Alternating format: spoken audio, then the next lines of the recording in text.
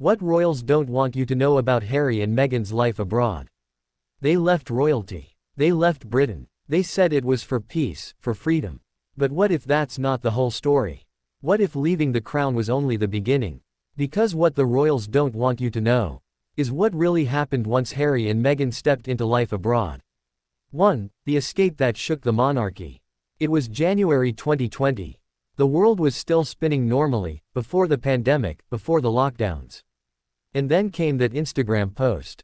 Harry and Meghan announced they were stepping back from royal duties, not stepping down completely, but carving out a progressive new role. The palace was blindsided. The Queen was reportedly hurt. William, furious. And the British press, they went to war. But here's what most people didn't realize. That announcement wasn't spontaneous. It had been brewing for months. Behind the walls of Frogmore Cottage, the couple had been planning their exit quietly, meticulously. Night after night, Meghan wrote in her journal. Harry made calls, to friends, to charities, to potential advisors in the US. They weren't running away, they were planning a rebirth. Yet, the royals, and their advisors, had other plans. Voice softens. The truth. The royal institution feared what Harry and Meghan could become without them.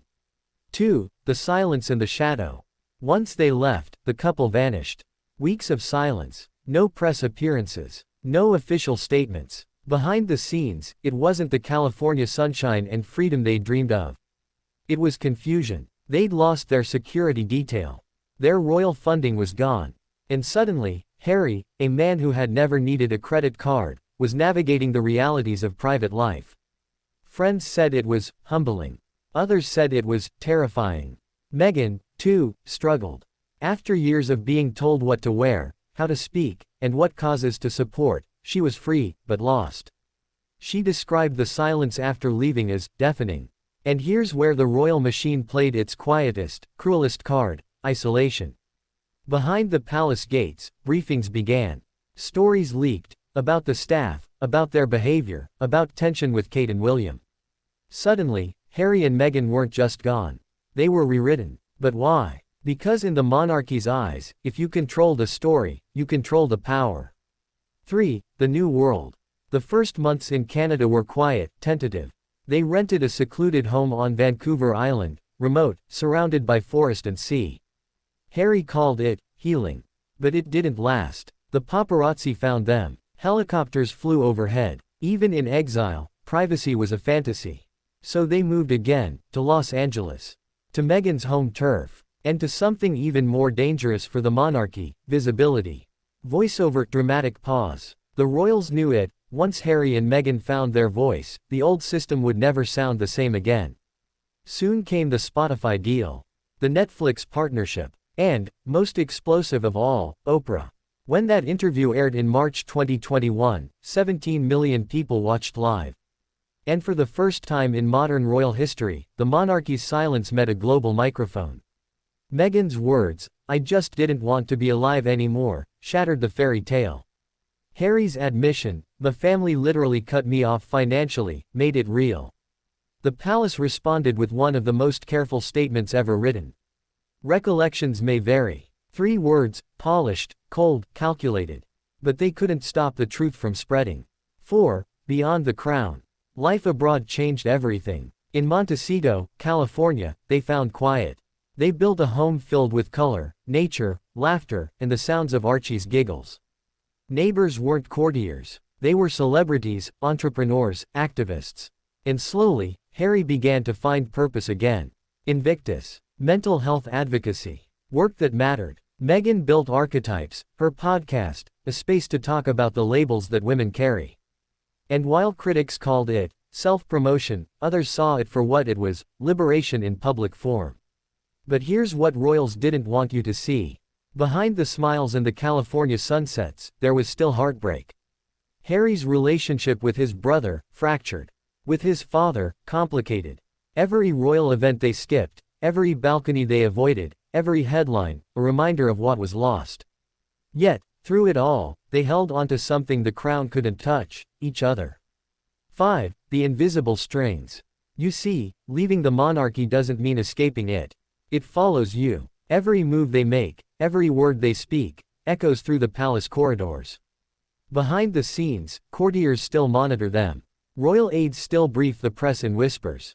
And the family, bound by duty, they stay silent. But make no mistake, Harry and Meghan's independence exposed the cracks in the crown. They showed the world what happens when love collides with legacy, and wins. Because what the royals didn't want you to know, is that this story isn't about rebellion. It's about evolution. Harry didn't abandon his family. He broke a cycle. He chose mental health over monarchy. He chose freedom over formality. He chose Meghan. And for that, he paid the highest royal price, exile. 6. The Price of Peace. By 2023, Harry's memoir Spare tore open old wounds. He spoke about the fights with William, the loneliness after Diana's death, the relentless pressure of being the Spare. And while royal courtiers whispered, betrayal, others saw it as something braver, truth-telling. Because what does peace look like, when you've been raised in chaos?